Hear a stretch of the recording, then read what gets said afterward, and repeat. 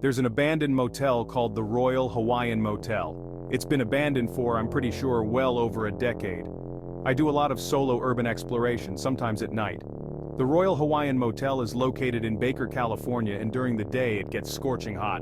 Too hot to be walking around with my backpack, so I chose to go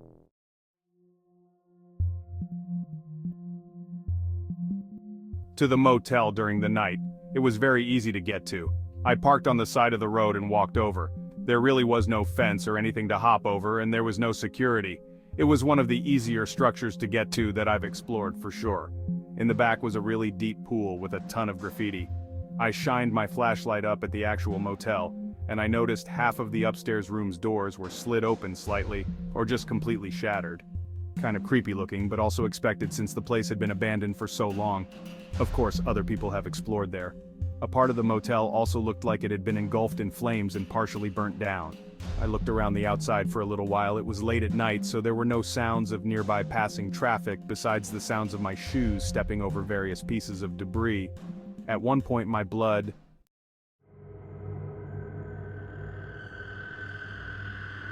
ran cold when I heard a voice from somewhere in the vicinity. It sounded like a female's voice.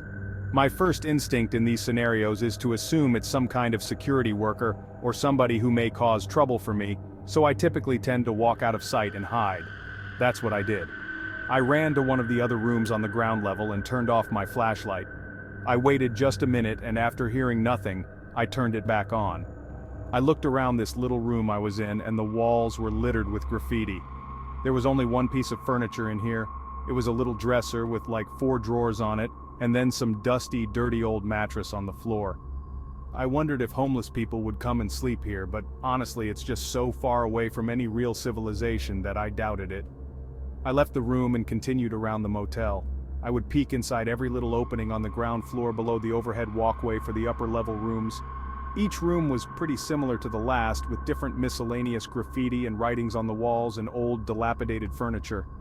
Then I heard a crash-type sound from above, like something falling over. I felt my heart skip a beat.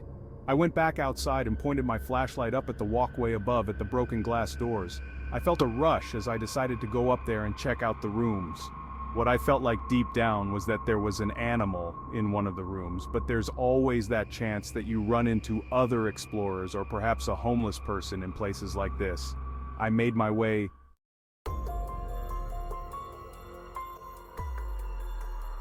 this far. I called one of my good friends, George, who's also into urban exploration. I had invited him to come with me originally to this place, but he was unable to. I told him what just happened. We came to a weird and disturbing agreement that the thumping I was hearing was that woman banging her head on the wall, hence why her forehead was so bloody. When I asked if I should call the police, kind of just thinking out loud, he said definitely not, as I'd be admitting to trespassing. I actually drove around the immediate area by the Taco Bell and the few stores in the area looking for a payphone so I could anonymously call the police about this deranged, dangerous woman. But obviously, payphones are really a thing of the past, so it was just a pointless effort. What I ended up doing was calling the non-emergency number and reporting the deranged woman, but also claiming I was not the one to find her. Rather, I heard someone else had run into her. I was as vague as possible, and I hung up because I didn't want to stick around there. I don't know if the police eventually went to investigate, but whatever was wrong with that woman, she should have been in a psych ward or something. In all of my years of exploring, I'd never encountered anything like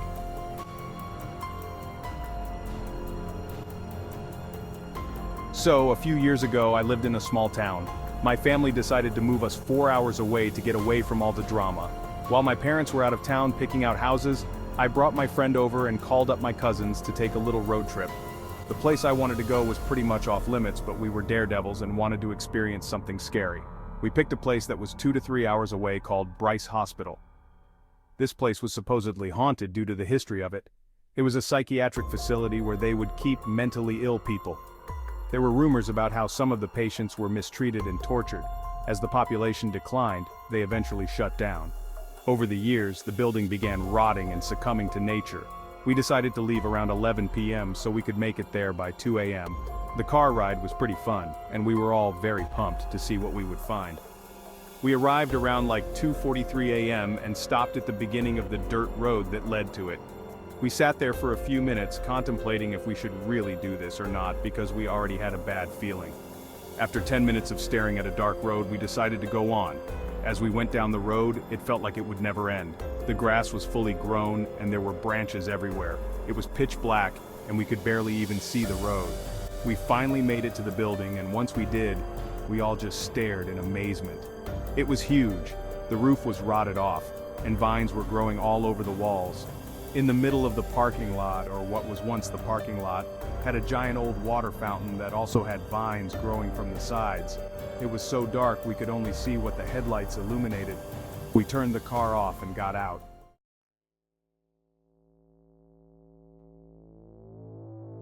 We began walking into the building, and the first thing I noticed was pentagrams sprayed all over the walls. We kept walking farther in and made our way up the stairs, which was very hard considering they were practically non-existent. We climbed a ladder and got onto what was left of the roof. We looked around and noticed a light in the front of the building. It looked like a phone light. We called out, but nobody answered, and the light vanished as quickly as it appeared. My cousin told us to follow him into another room so he could make sure we were safe, but I had a terrible feeling. I wandered off into another room that was right beside the room they were in. I looked around and saw old mattresses and more graffiti. I heard my cousins talking when all of a sudden I heard a faint sound. It was like someone threw a rock at the window of the room I was in. I didn't think anything of it and kept looking around. I met back up with my cousins and friend. We decided to go to the basement to check it out. Once we got down there, we had to take a break because it was difficult getting to the bottom due to the stairs being smashed. We sat there catching our breath.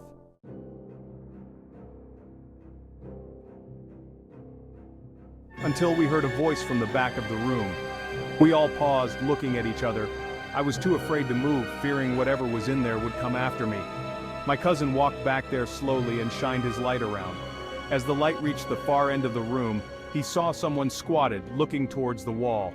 My cousin began backing up slowly with the light still on the guy. Once he got back to where we were, he lifted us out and began pulling himself out. Once we were out, he yelled to the man, asking if he was okay. The man turned around and stared blankly at us. There was a moment of silence before the man let out wild screams. He began running towards us. We all started screaming and running away.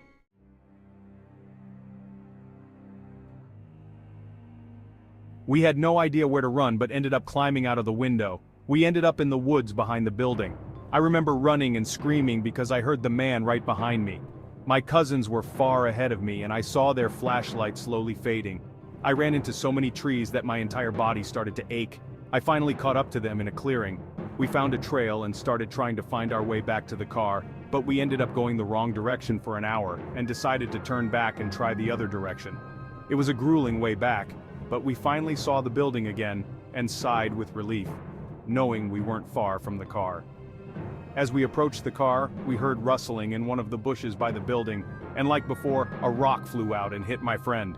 We saw the man emerge from the bush and we had to make a run for the car. As we were running, the man was a decent length behind us to where we could open the doors and lock them. Once we got in, we started up the car, and when we did, the headlights turned on only to show the man running towards us. He started banging on the windows with a glass bottle. We put it in drive and took off out of there. The whole entire time we were heading home, we sat in silence. I think we all felt the same sense of shock. My body was shaking. After that night, we never had any interest in urban exploring ever.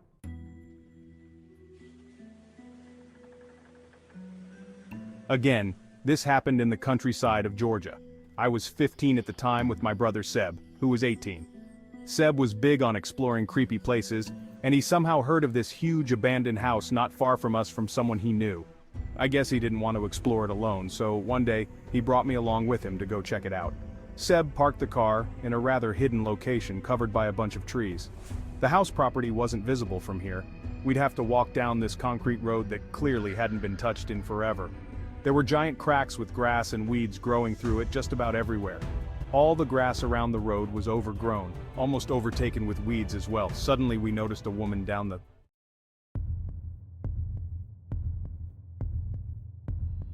road walking behind us in our direction. I asked Seb what we should do and he said to just play it cool. If we started to run, it would look suspicious. The woman was walking with both her hands folded behind her back as if she were going for a relaxing stroll. We kept walking at our regular pace, maybe picking it up a bit, just slightly. I turned around once more and she was much closer now and I could see a smile on her face. She was looking back at me. Then she said, "Lovely day today, isn't it?" My brother and I simultaneously responded, "Yeah." She kept walking behind us, getting closer and closer. Then as she was almost right on top of us with her hands still folded behind her back, she said, "I have to go to bed now." Seb and I looked at one another with confused looks. We both picked up the pace now without saying a word to each other. We just saw in each other's faces that it was time to speed up and get away from this woman. My brother turned around one last time and said, "Have a great day, ma'am." We stayed in the speed walk pace for a while, and the next time we turned around, that woman was gone completely off the road. That meant she must have taken off into the woods, which was incredibly creepy. It was absolutely a chilling start to this little field trip. We made it to the house. It was noticeably deteriorated. There were vines of ivy growing up certain parts of the walls. Some of the glass windows were shattered, meaning it had been explored before, and that's exactly how we entered the house, through one of the broken windows. We climbed in, making sure not to cut ourselves on any broken glass.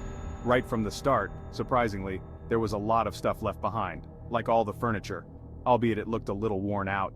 All the wall decor, the little decorations on the coffee table, even when we went into the kitchen and checked the fridge, there were food items left behind. Very rotten food items. Opening that fridge was like getting smacked in the face with a smell of death. After checking the whole first floor, we went down to the basement. The basement, like the first floor, was still completely furnished, although down here was a lot messier. There were a ton of things like loose sheets of paper and garbage spread out on the floor. The carpet was a faded blue color. There was a little bit of light that came into the room through the windows at the top of the walls, and then we heard a noise from upstairs, a distinct thump. We both just froze like statues, waiting for any kind of noise again. Within a few seconds, we chalked it up to just being a noise of an old, deteriorating house.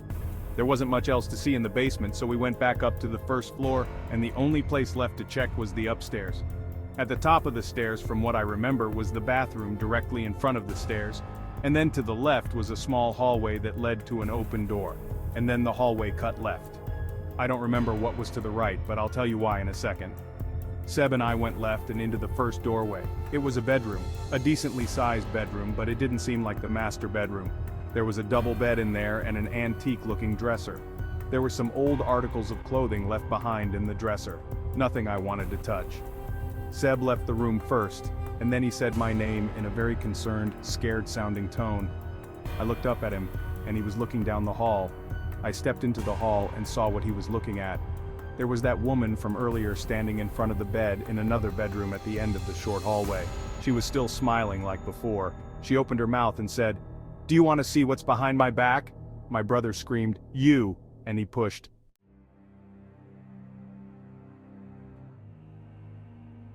me to start running.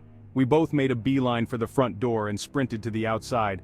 I couldn't help but look back at the house, at the upstairs windows, expecting her to be at one of them, but she wasn't. I also just had to make sure she wasn't chasing after us. We kept running until we were out of sight from the house, and then we kept running some more. Even though my cardio sucked and I was out of breath, when we finally made it back to the car, I gagged, trying to throw up from exhaustion. We got in the car and Seb drove us home. The whole ride, we couldn't stop theorizing what it was that just happened. We said it might have been some loony woman off her meds or escaped from a mental facility or something. Maybe she was living in that abandoned house. But even explaining all of that away, the big question is, what did she have behind her back? And was she holding it that whole time she was walking behind us? So many questions that will never be answered.